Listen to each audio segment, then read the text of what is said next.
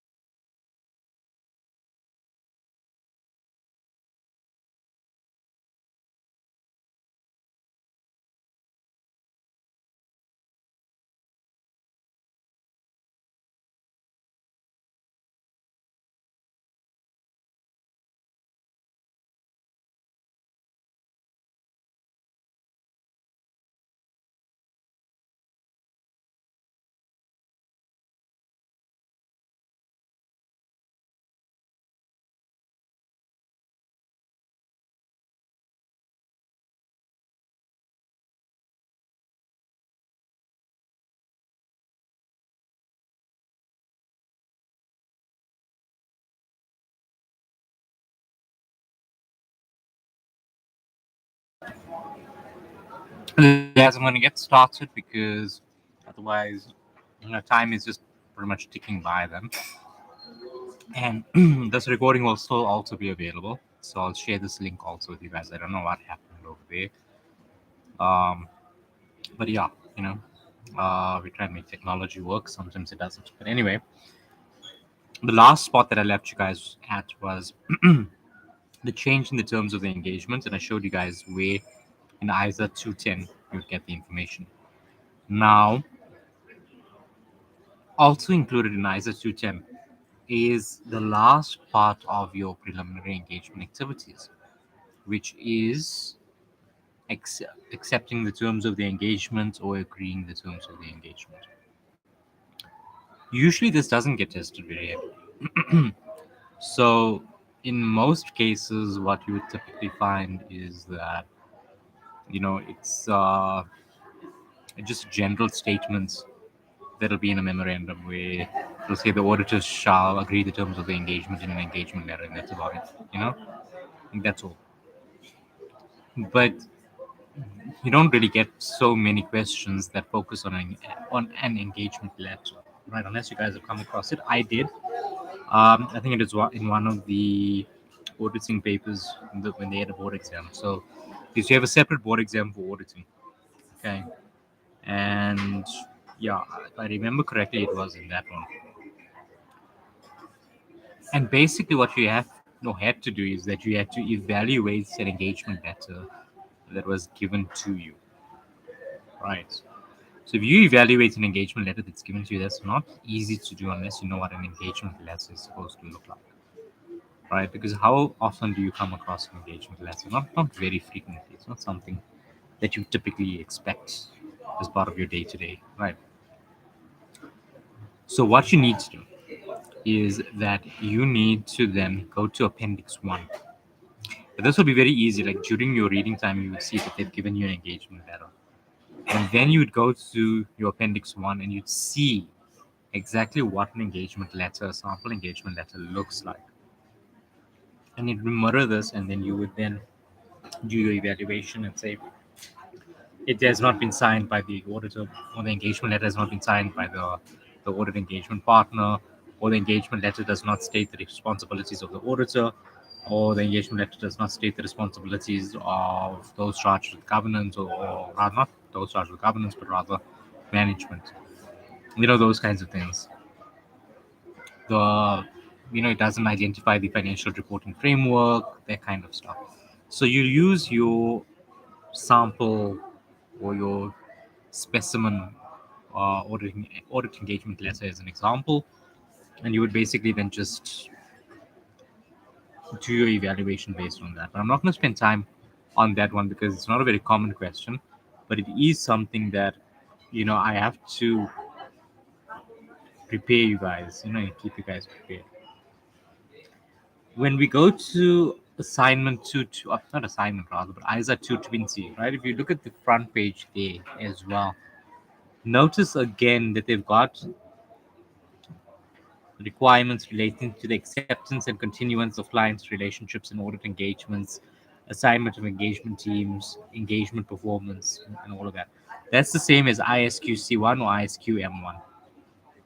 Okay, so if you can't find it in those standards, then turn to it in ISA 220. I'm not going to go through it in detail because it's literally talking about the same stuff, but it's another space that you can find it. So if you don't want to use ISQC1 or ISQM1, then use ISA 220. That will be your next best option.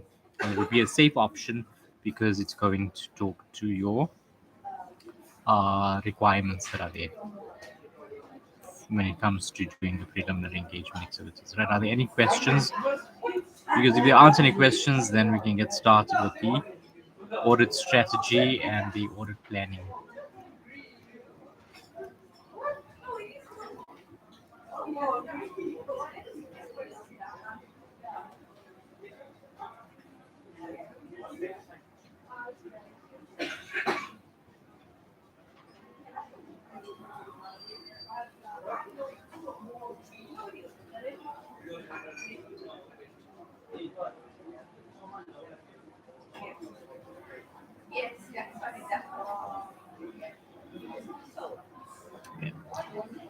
Now, no questions. Okay, two notes.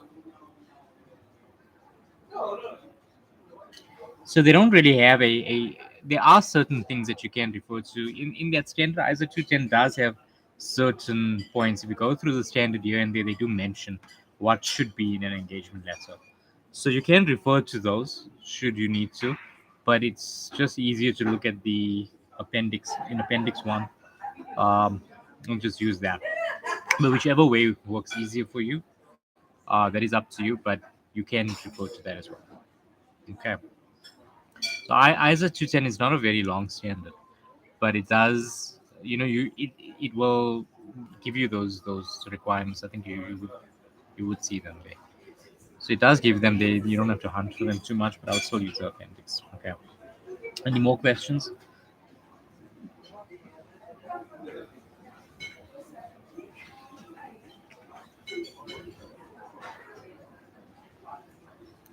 Now, when it comes to audit planning, the first thing that you need to do is your audit strategy, right? I think you guys have heard that before, and I think you guys would know that by now. Okay, so I don't think that there should be any, gray areas insofar as that is concerned. Now, the biggest question gets done into how do you get to the audit strategy? Okay, because your overall audit strategy, what is that? How do you do it? Yada yada yada. So basically, with your audit strategy, remember it's your scope, timing, and direction. So you can sit and scratch your head and try and figure that out, or you can go to the appendix of ISA 300. Go to the appendix of ISA 300, and it gives you everything you need to consider and you need to take.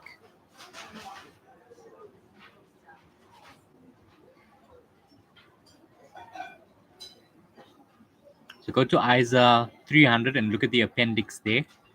And that appendix tells you everything and gives you a complete, proper checklist for what you need to take into account when establishing the overall audit strategy.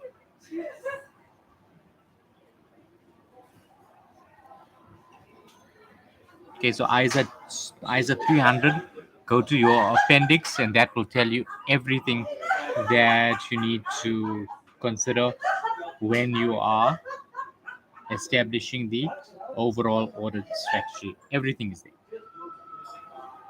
So let me know when you guys are at that ISA.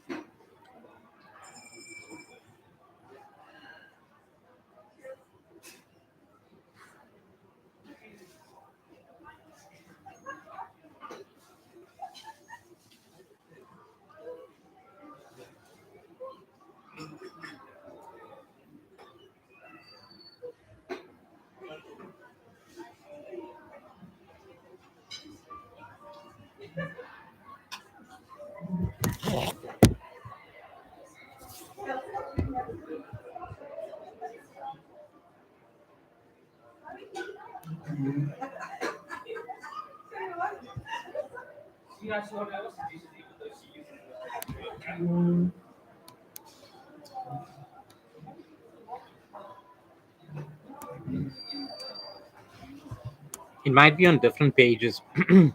So it's looking at the appendix. Just go to the appendix of ISA 300.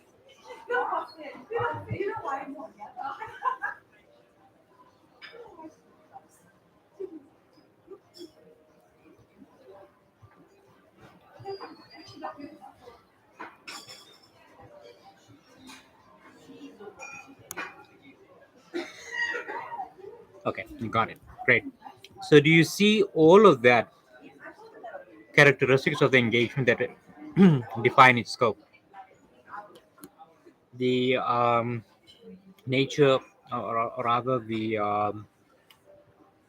reporting objectives, timing, nature of communications, all of these things are what you take into account when you do your audit strategy, when you establish your overall audit strategy.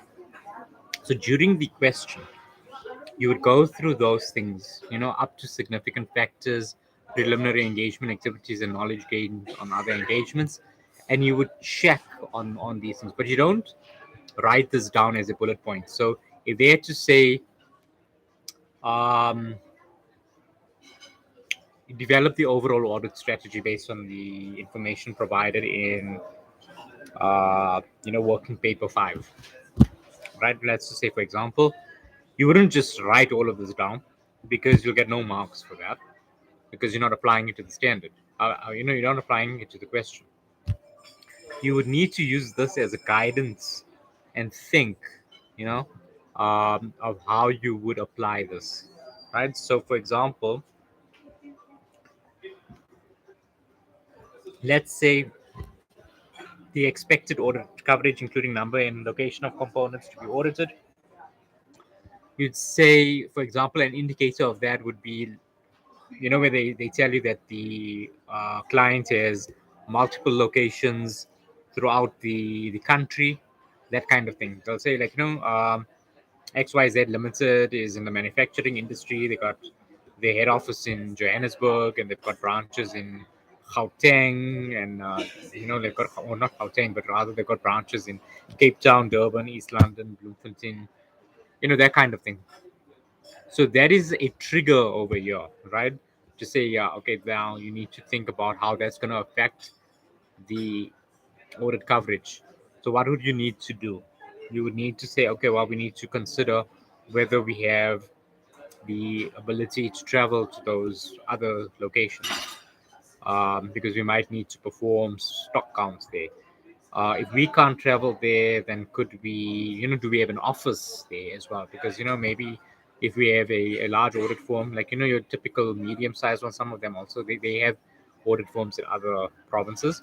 So we say, could we get one of our other, audit firms to do that for us, so we don't have to travel? If we don't have that, they say, is there another auditor that's maybe there that we could use, another audit firm? Those kinds of things. Yeah, nature, timing, and extent is your overall audit strategy, right? Not your audit plan.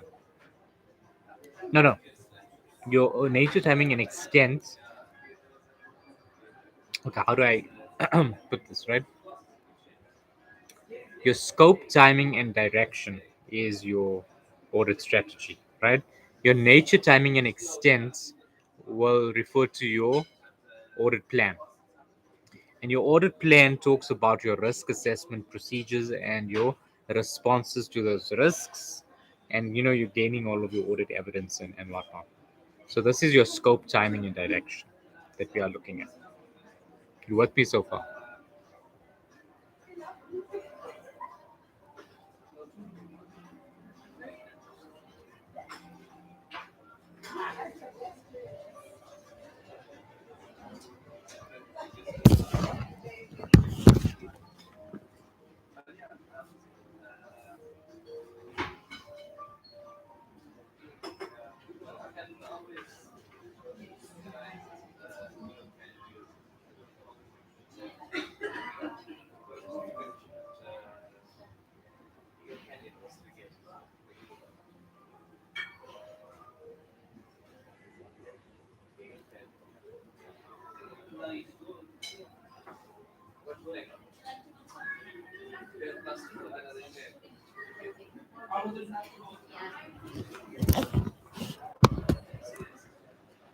Okay, cool.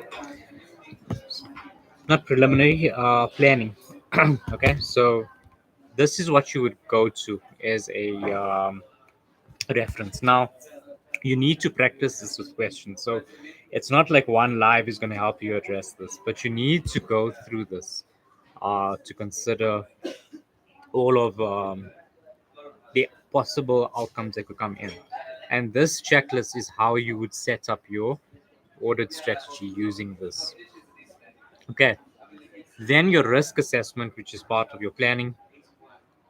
So remember, we come to this whole obtaining an understanding of the entity and its environments, etc., etc. So you go to ISA 315, and I want you guys to go to your appendix for ISA 315. And when you go to your appendix for ISA 315, there's appendix 1, 2, 3, 4, 5, 6. They contain all the guidelines and considerations that you need to take into account when you are doing your risk assessment and your planning. Okay, so if we go to appendix 1, if guys go there with me quickly.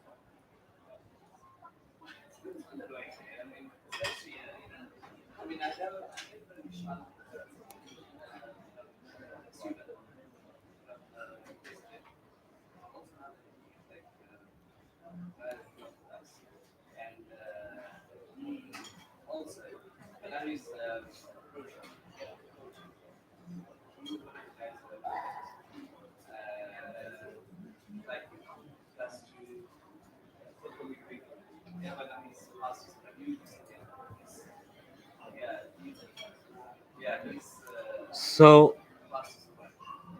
appendix 1 gives you guidance when it comes to what you would look at when you are trying to understand the entity, but you typically wouldn't get a question on that. So if you look at the points there under point 3, a description of the business model typically includes scope of the entity's activities and why it does them, the structure and scale of its operations, etc., etc. If you had a question on considerations you take into account for that in terms of looking at what the entities business model is like, you would go there for guidance, but that's not so much what I want you guys to look at. I want you guys to look at appendix 2 and go to examples of events or conditions that may give rise to risks of material misstatement. That's paragraph 5 of appendix 2. So let me know when you're there.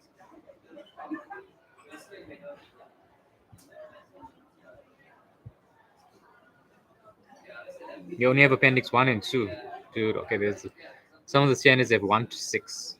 Okay, but okay, you have 1 and 2, right? The others are 3, 4, 5, 6 are more on IT stuff, right? So we're not covering IT today, so that's fine. But at least you have appendix 2, and appendix 2 should be telling you about um, your risks of material misstatement, those factors that you need to consider.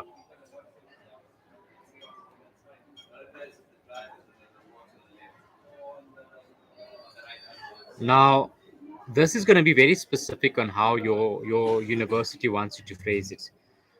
Okay, because your university might want you to put it in a very different way. They might want you to have specific headings, those kinds of things.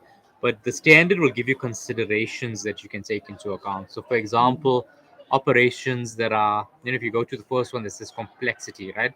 Operations that are subject to a high degree of complex regulation.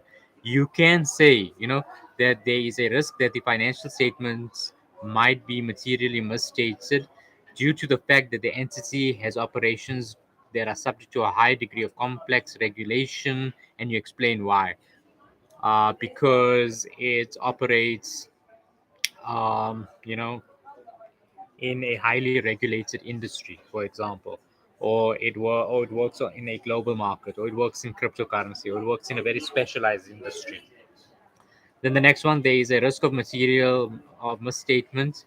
Uh, or rather, there is a risk that the financial statements might be materially misstated due to the existence of complex alliances and joint ventures,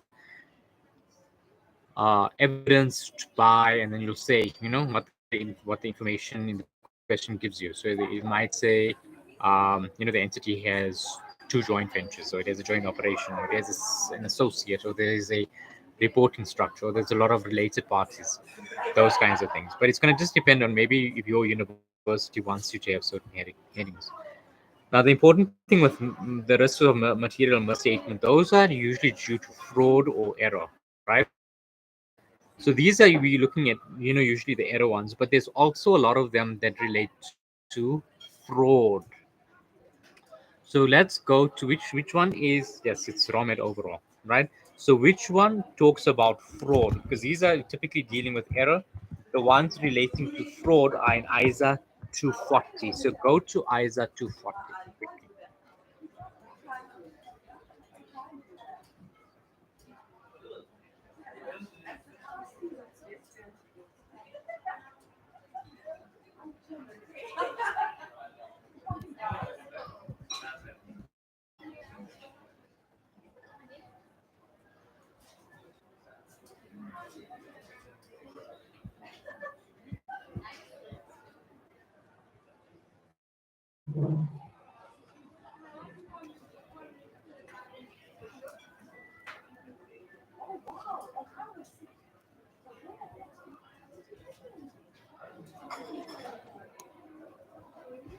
Okay, now go to the appendix of ISA 240, appendix 1.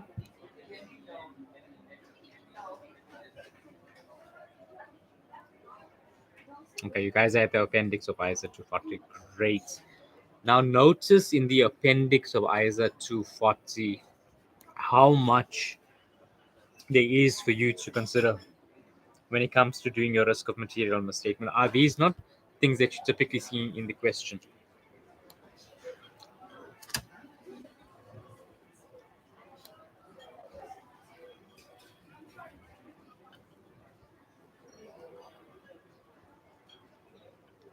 Yes or no?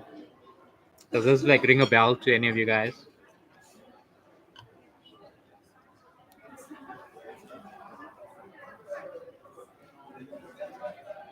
So do you see how you need to be using your eyes? You don't need a whole checklist and making auditing a swatting exercise.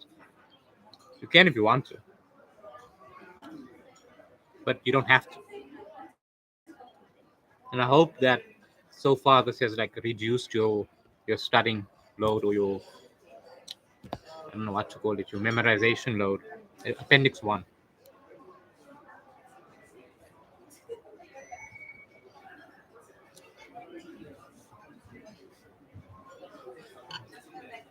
So please, yeah, has this reduced your the amount of studying that you thought you're gonna have to do for audition?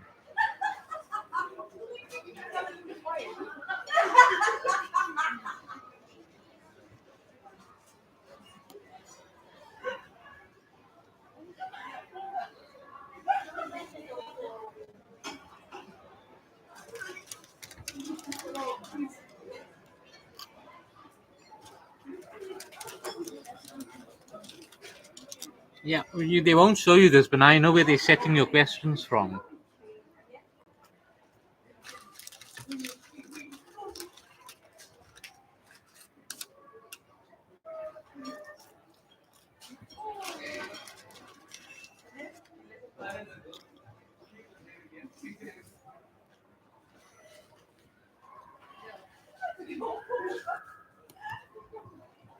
Okay, so I'm guessing that this has helped reduce the study load. So you go through the eyes. Another thing is that the best thing I'm going to tell you guys is that you guys need to work through this information slowly. We don't have the time to do this in class, but go through this and see that you'd see all of these things are given in the question and practice some questions. And if you guys have some trouble, then let me know. But now, do you guys see when it comes to risk of material misstatement, right? Remember, it's due to fraud or error. So yes, you can turn in ISA 315, but ISA 240 touches on fraud.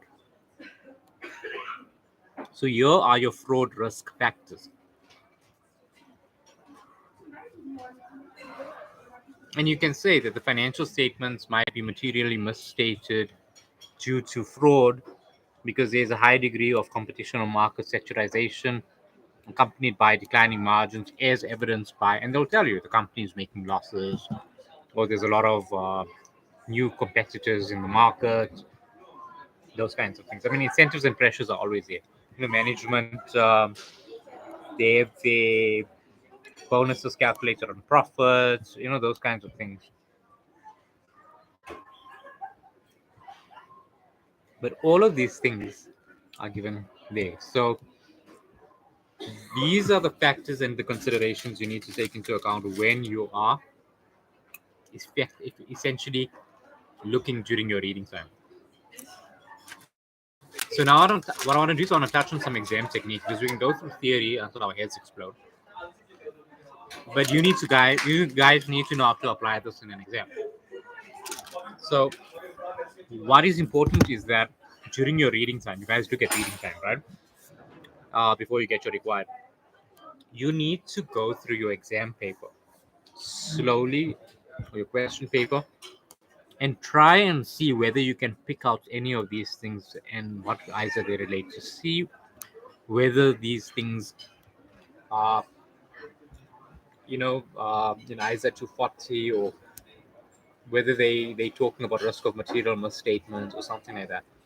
So try and identify those triggers. If you cannot, then go to these ISAs and then see, okay, what do you find at this? Okay, so what about risks at assertion level? So the ISAs are not very specific on that, right, Sharon? But I will give you tips.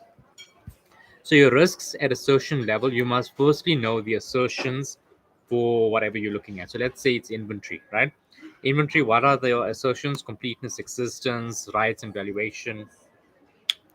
Rights and obligations, valuation and allocation, right? Those are your four. So then you just need to think in general, even what are the risks that would give rise to the completeness of inventories? In other words, what are the risks or factors that will give rise to the risks of not all my inventory being accounted for in the financial statement? So you can say there's different classes of inventories, the inventories at different locations. So there's a risk that they might not all be accounted for. You know, there might be a lot of movement of inventories. We might have like goods on consignment. So those are risks, but you need to really understand the case study for that. The rest of the let's say the rights of inventory, again, consignment sales. So do we really have the rights to these inventories? The valuation, you can say the risks relating to valuation would be, it's very complex type of manufacturing process. Our inventories are rare, our inventories are unique, our inventories are subject to obsolescence, so we always need to be checking, whether they need to be written down, that kind of thing. So it's very specific, but the best way you can identify this is to say, what are the risks that my inventory is at the incorrect value? What are the risks that all the inventory is not complete? What information in the question paper to me sounds like, yeah, this could be threatening basically the completeness assertion. Does that make sense, Sharon?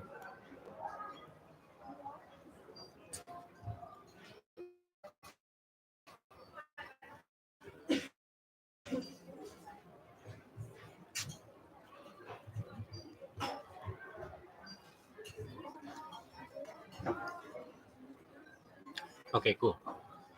If you guys just struggle still with that, you're more than welcome to WhatsApp me. So it's not the end of the session. I wanted to still touch on exam technique, because, like I said, I can give you guys all the theory and just let you go. It doesn't help.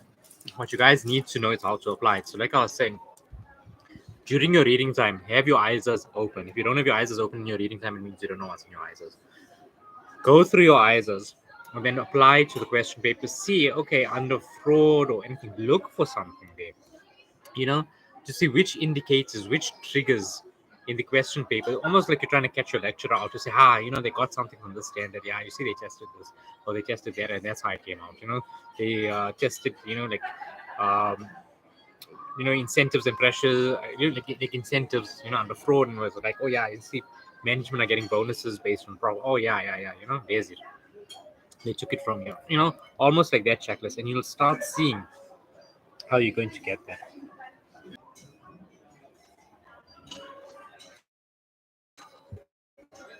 But it only tells you what the questions are. You know, um, it doesn't go into like detail with regards to procedure, because that's very case specific. But it is somewhere in 315. I'm not sure exactly where. I'll be honest, uh, and I don't have it open in front of me right now. But it is in 315. So you go to ISA 315, you will find the assertions listed there. So yeah, like I was saying with regards to your exam technique, right? You need to make sure that you are identifying these things in the question paper and try and do it during your reading time. because this will save you a lot of time and it'll make your reading time worth something. Because I'm sure a lot of you go through the question paper during your reading time and it's like the information doesn't mean anything, so you wait for the required because you hope that the required will give what you read some meaning. How many of you guys feel like that?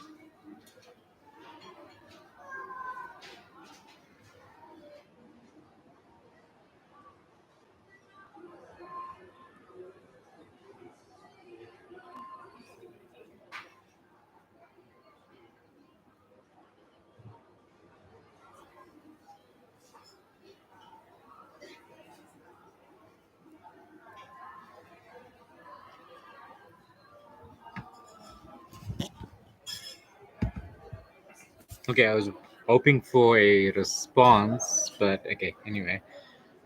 But yeah, applying this during your reading time will give that information some meaning. So it's not like you're just reading it aimlessly. You'll go through the information, you'll see, yeah, okay, no, this does make sense. Yeah, no, that does, or it doesn't, or whatever the case is. But it is important, please, that you guys do this in detail. Okay. Because if you don't, you're going to lose easy marks, and that's the risk. And speaking of easy marks, please, guys, make sure that you guys have identified, things like your format marks and things like that, because those are easy things that you don't want to be losing out. Typically they count for at least about 5% of your paper. So if you're trying to pass, you given 5% free, you're starting off basically with 5%, unless you really, really, really just don't earn those marks. And you don't want to be missing that, especially at CTA level. There is no excuse for not completing that. Another big mistake that students tend to make is that they don't finish the question. So, guys, you can't leave or they don't attempt a question because so you can maybe not finish a question, right? So, maybe I wouldn't say not finishing a question, but if you don't attempt a question, guys, your lecturer can't mark anything, okay? Because there's nothing for the lecturer to mark. So there's nothing for the lecturer to mark, then what can they award you? Nothing. They can't give you marks. You haven't earned it.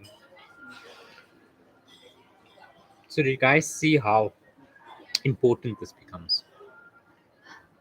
So you need to practice that. I think the best way is to do it under exam conditions, and especially what I taught you guys now, because it's very new. So you guys are going to be going through your standards. What I would recommend you guys do is you take what I've taught you now, you apply it by going through your questions that you guys have, and see, how you do. You're going to start off very slow. But as you go through more questions, you're going to pick up the pace. And that's the idea. You will also start developing your own methodology or your own sort of approach. But the main thing is that at least you know where to find the information in the standard. And you should not be at a point right now where you cannot write information. Okay.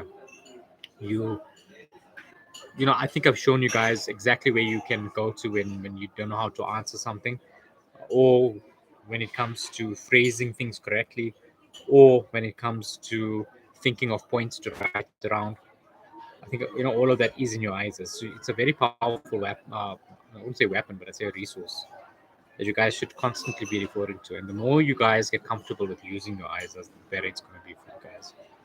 Okay. Are there any questions that you guys have at this point?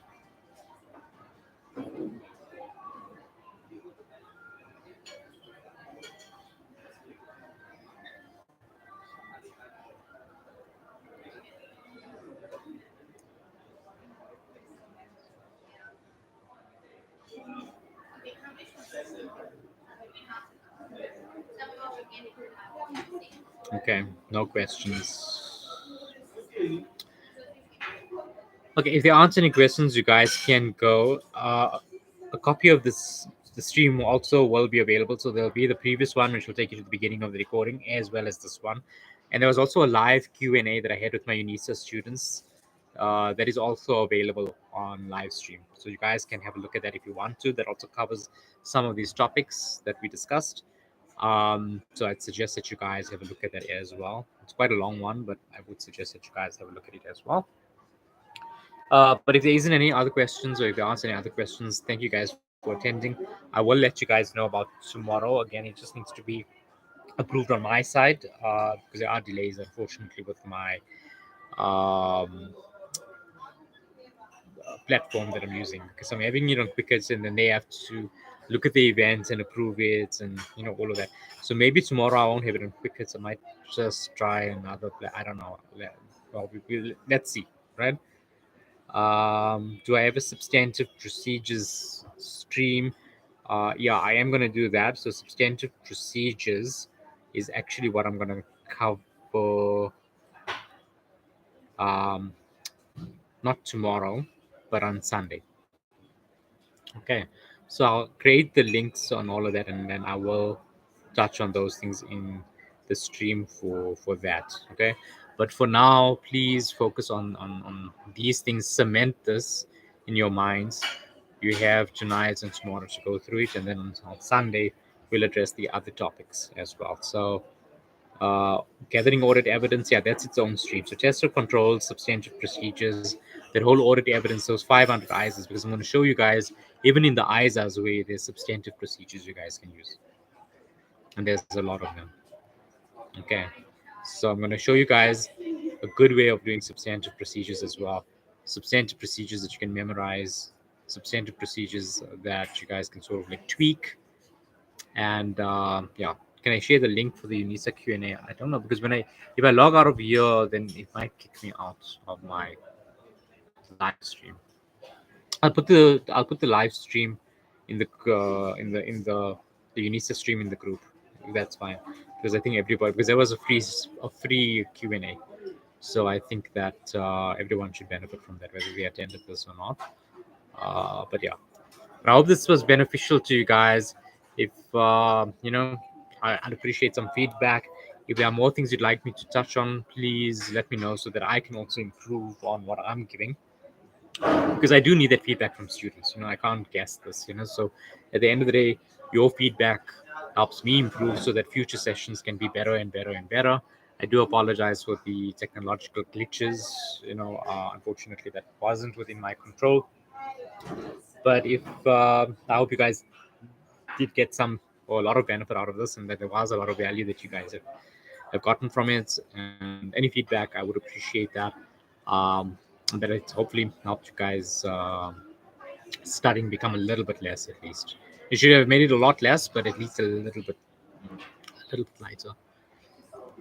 But other than that, if you guys don't have any other questions, then you guys are welcome to leave.